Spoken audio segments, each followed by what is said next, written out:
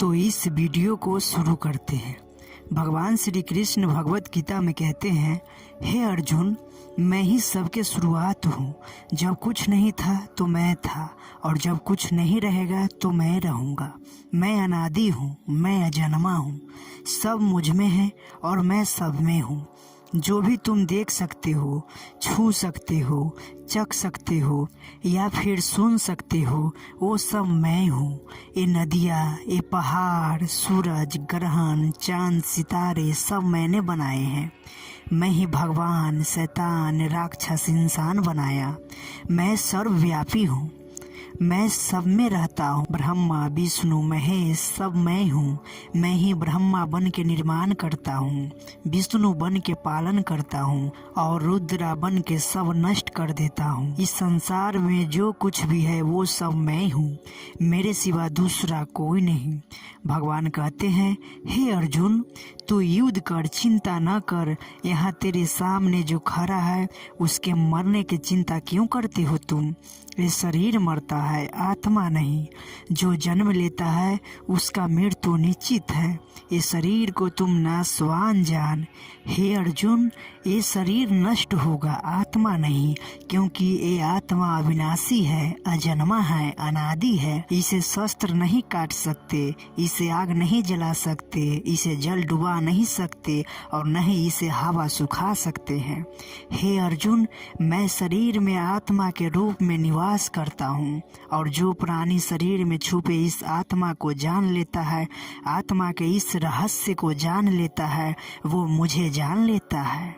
भगवान कहते हैं, हे अर्जुन, जो प्राणी मेरे शरण में आते हैं, जो प्राणी मुझे भजता है, जो मुझ में श्रद्धा रखता है, जो मुझ पर विश्वास करता है, उस पर मैं कृपा करता हूँ और उसे जन्म मरण के चक्कर से मुक्त कर देता हूँ।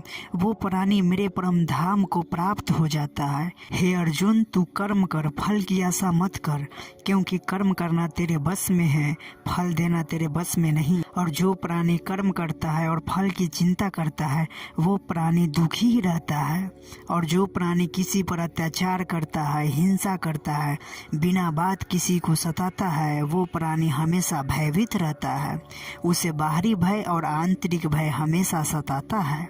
वो प्राणी कभी शांति को प्राप्त नहीं कर पाते हैं। इसलिए हे अर्जुन, निस्वार्थ भाव से प्राणी को मुझ परमात्मा के शरण में आ जाना चाहिए। और जो प्राणी मेरे शरण में आते हैं उसका दुख, दर्द, चिंता सबको मैं हर लेता हूँ। हे अर्जुन, तू निष्काम कर्म कर, क्योंकि जो प्राणी निष्काम कर्म करता है उसको किसी भी प्रकार का पाप नहीं लगता है।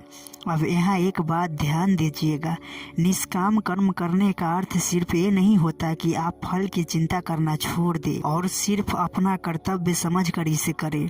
निष्काम कर्म व्यक्ति पर निर्भर करता है कि व्यक्ति दैवी प्रवृत्ति वाला है या आसुरी प्रवृत्ति वाला है, क्योंकि निष्काम कर्म परमात्मा से जुड़ा हुआ है। भगवान कहते हैं कि हे अर्जुन, प्राणी को सांसारिक वस्तु से मन हटाकर परमात्मा में लगाना चाहिए। इसका अभ्यास करना चाहिए, जिससे प्राणी का चंचल मन भी उसके वश में हो जाता है और वो प्राणी मुझे प्राप्त भी कर लेता है और वो अच्छा बन जाता है।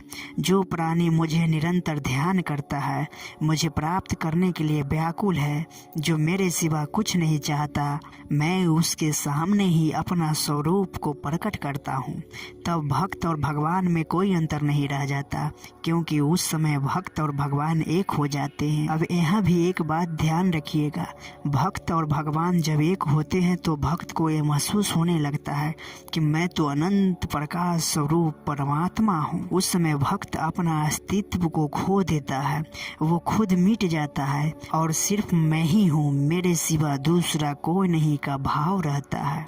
इस वीडियो में इतना ही, तब तक के लिए धन्यवाद।